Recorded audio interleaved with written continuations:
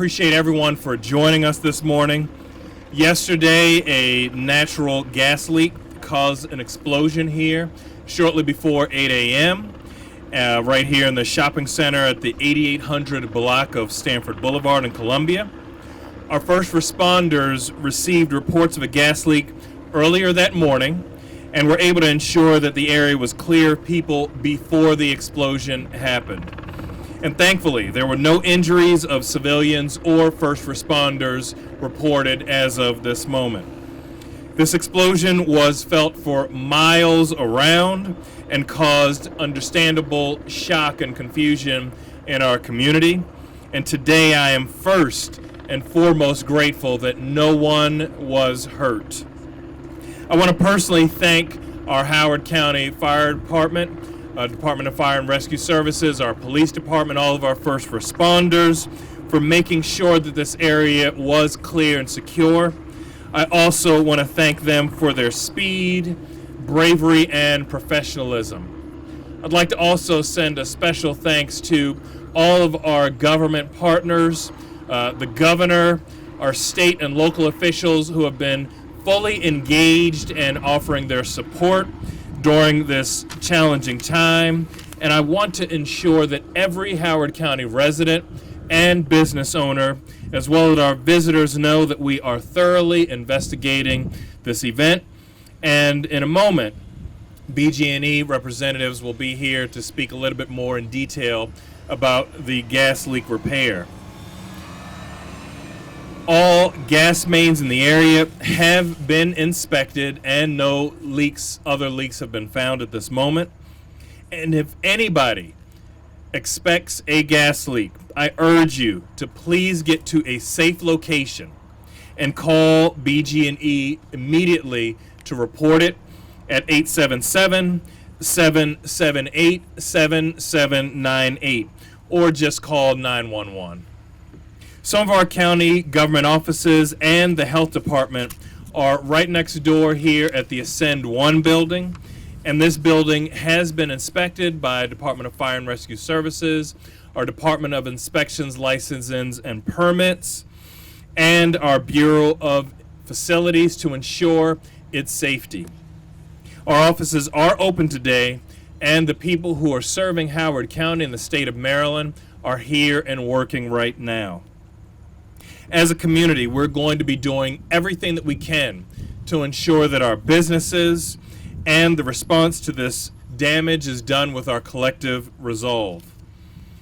And after yesterday's event, we immediately mobilized our team for the Howard County Economic Development Authority to assist those businesses and workers who may find themselves displaced. Employers are now getting back to us with their space needs so that we can help match them with new temporary locations. And I want to thank many of the business owners throughout Howard County who have offered to be helpful. And I know that Howard County businesses, residents, and workers are strong, resilient, and always come together when we have challenges and the going gets tough. And I know that we are a united Howard County. Over the next few minutes, county experts will expand upon the details of yesterday's events, provide more on the status of the buildings, and talk a little bit more about the next steps and timeline for recovery. And for now, I'd like to thank everyone who acted so quickly in responding to an event and to help us chart a course forward to the next steps. And while yesterday may have shaken Howard County, we continue to stand firm and resolved, and in gratitude for our public safety professionals, and we promise to continue to rebuild. Thank you.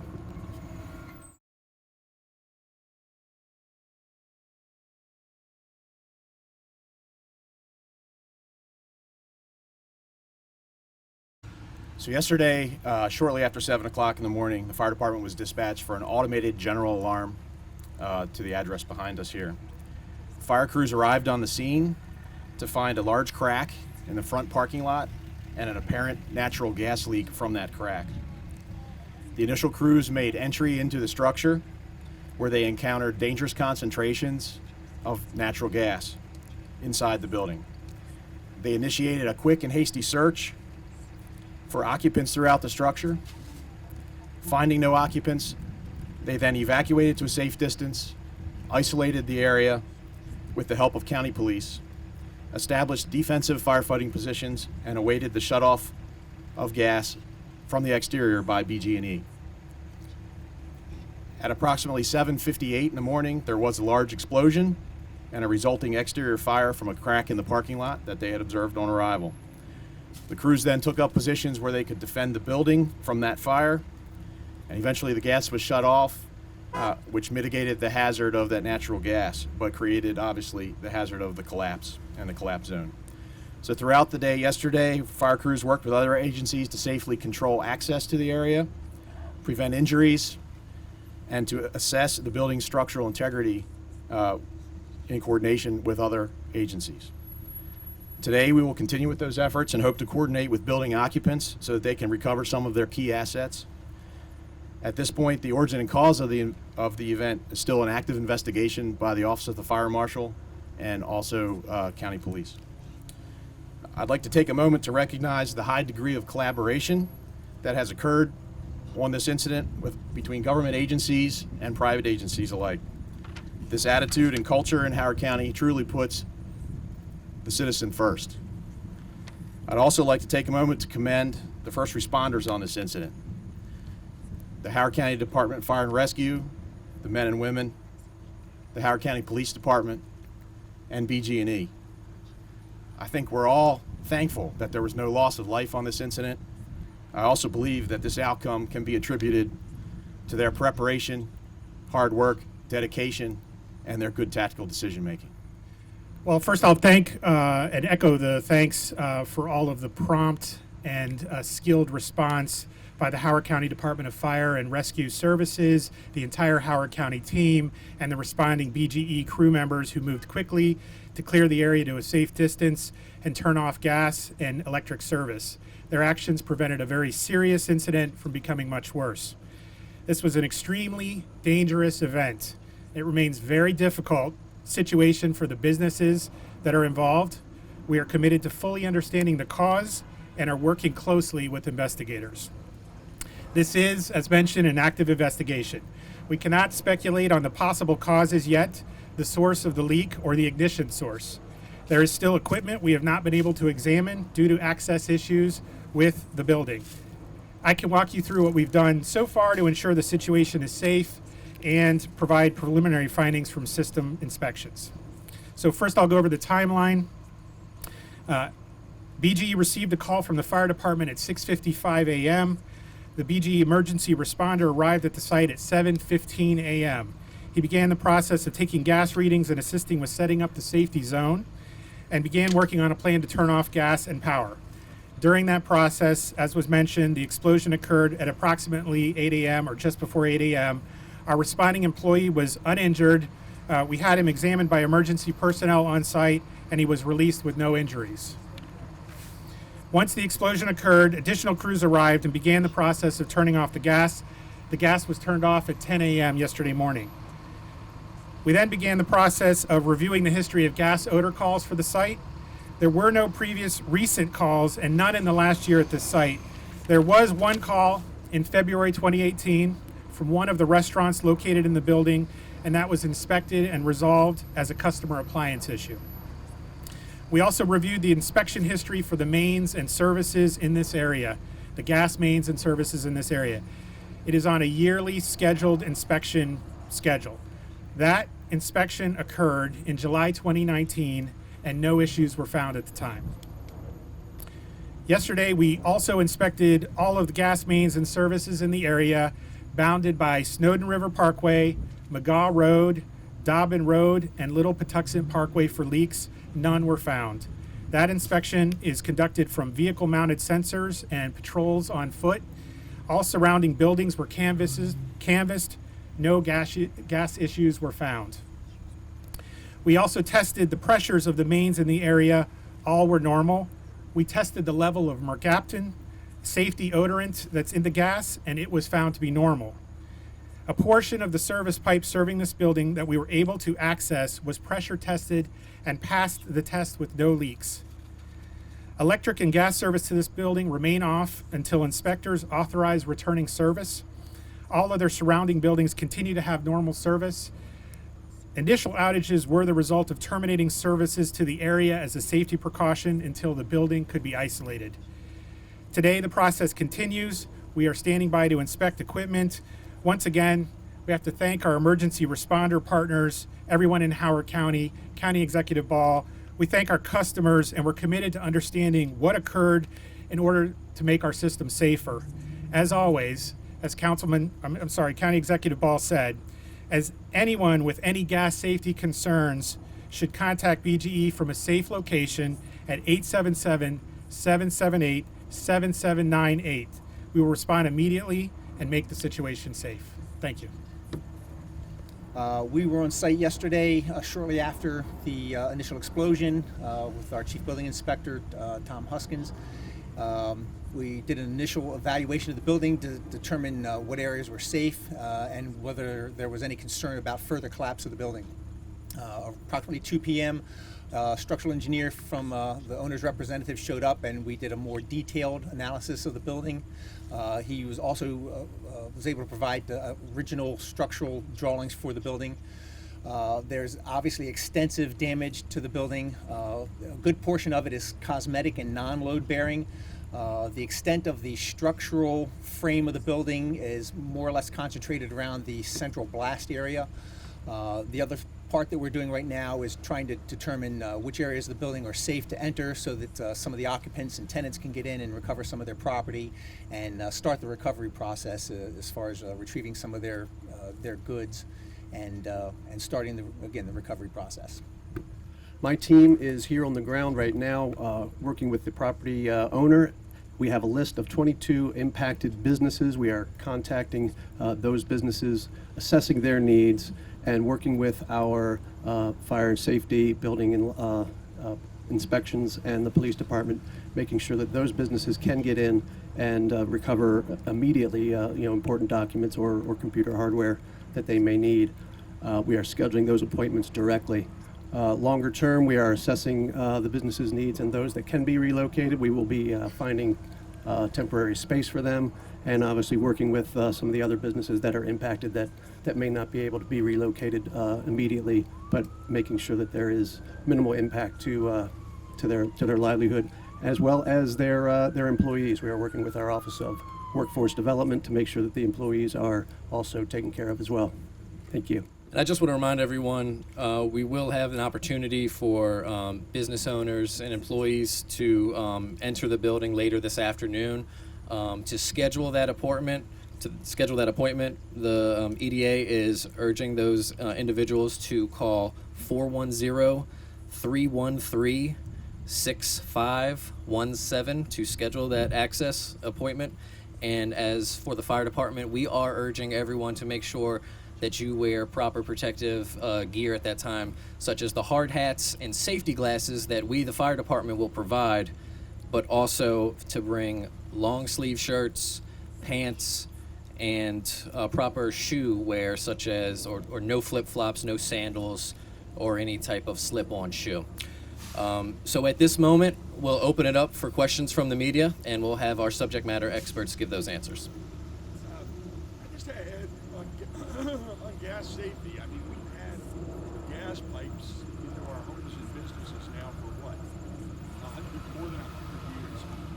How is it possible that you still have the threat, despite all those years and all that work, that you still have the possibility of an explosion? So we are the first gas utility in the United States, 200 years of service, more than 200 years of service. Gas is an energy source, and all energy sources carry with it inherent risk. We do as much as we can to mitigate that risk and make it as safe as possible. A big part of the gas safety program that we have and others have across the country is to make sure that our emergency responders are well informed about how to deal with emergency situations, and more importantly, that our customers and the general public are aware of what to do in a gas safety situation. And so those issues, those best practices were followed in this case, and it involves contacting us immediately if you suspect an issue, if you suspect natural gas is leaking anywhere, and our emergency responders moved very quickly to make sure that this situation remains safe. Can anybody speak to this crack? I understand that people described that there was a crack there. What do you mean by a crack? A crack in the pavement? I'm going to have to defer to the Howard County Fire Department for that, or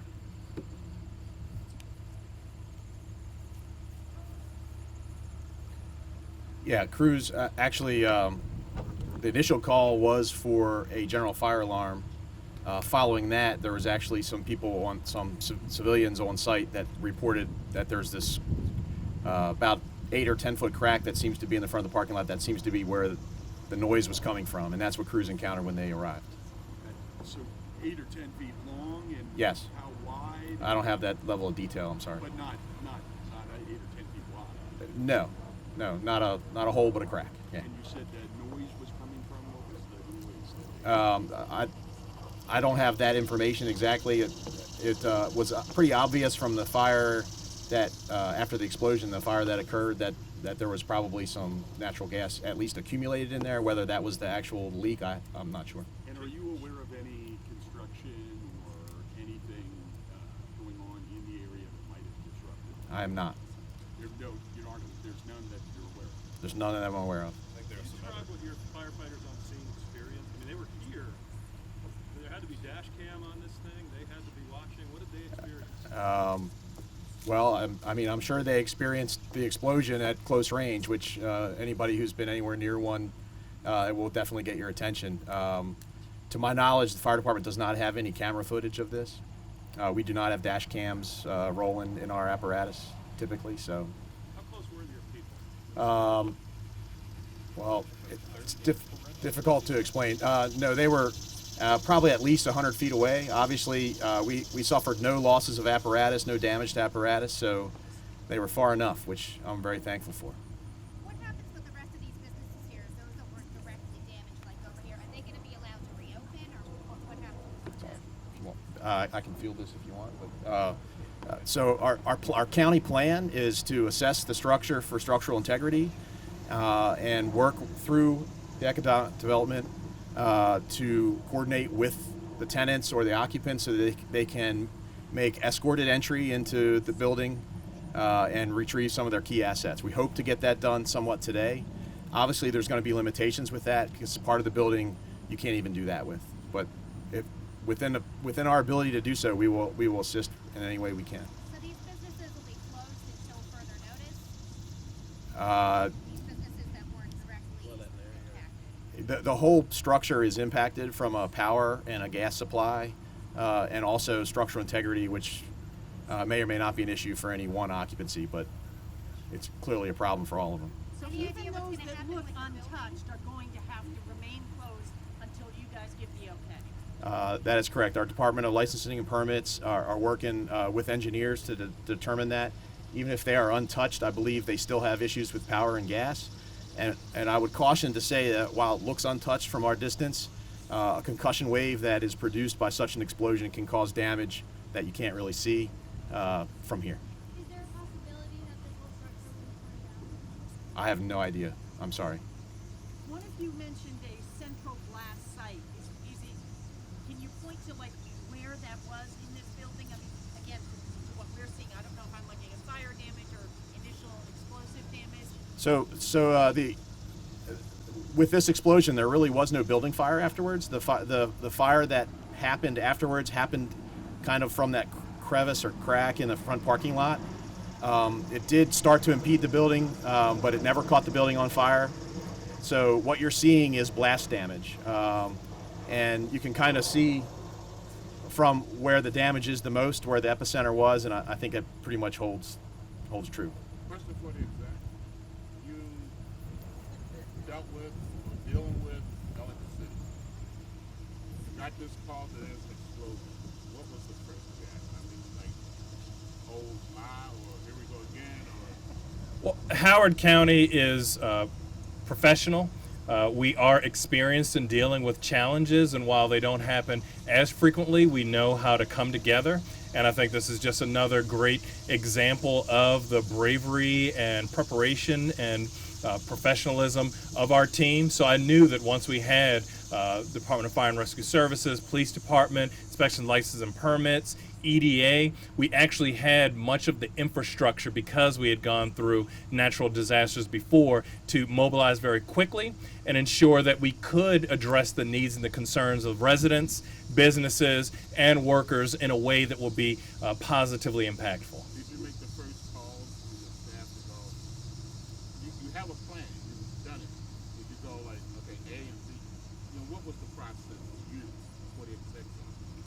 So I began hearing about some of these issues and concerns, reached out to our top leadership team, and then we mobilized and began conference calls and working through the process to ensure that everyone who needed to be at the table and part of the conversation were part of that, and each person working on their specific duties and in their portfolio, but still communicating and staying collaborative so that we could mobilize quickly, react quickly, and ensure that everyone knew what each other entity was doing so that we could be effective. So my last question with the people standing behind me, I'm assuming some of them might be owners or employees.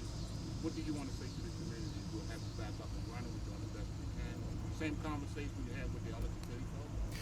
Again, we are thankful that if something like this, some devastating incident like this had to happen, it happened on a Sunday morning when there was no loss of life or injuries.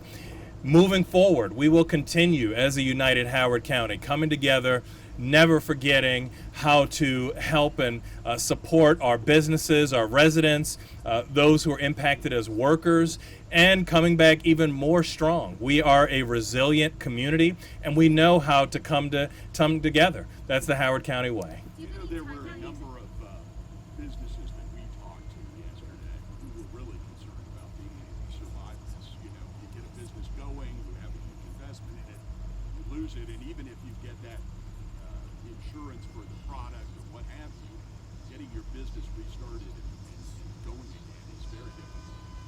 What, do you have any words of comfort for them or any promises to them about how much help they'll get to make sure that they do survive?